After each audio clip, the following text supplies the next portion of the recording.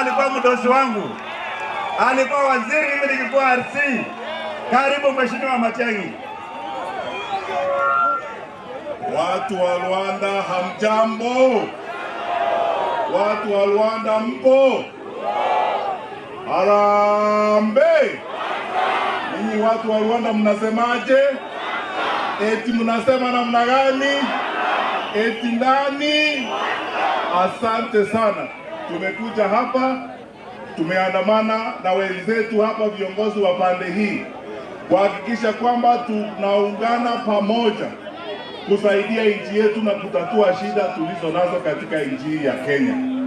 Nyinyi wananchi, nataka kuwauliza kwa ukweli, mseme kabisa kwa kauli moja, nyinyi mmetosheka pia na uongozi wa taifa letu kweli? Mna furaha nao?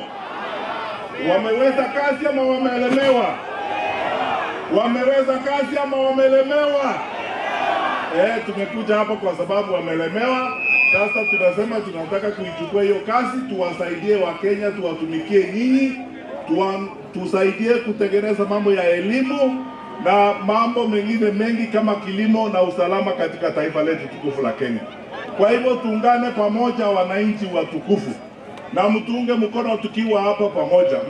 Tunaona tuko hapa viongozi wote, tutafanya kazi pamoja na Mheshimiwa Kalonzo Musyoka na Mheshimiwa Rigathi Gachagua, Mheshimiwa Wamalwa, Mheshimiwa George Natembeya ambaye tulifanya kazi na yeye, Mheshimiwa Justin Muturi, Dr. Mukisa Kitui. Tutatembea sisi wote pamoja kuhakikisha kwamba tumesaidia nchi yetu.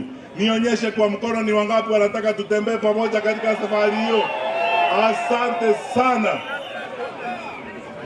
Asante sana Waziri Matiang'i.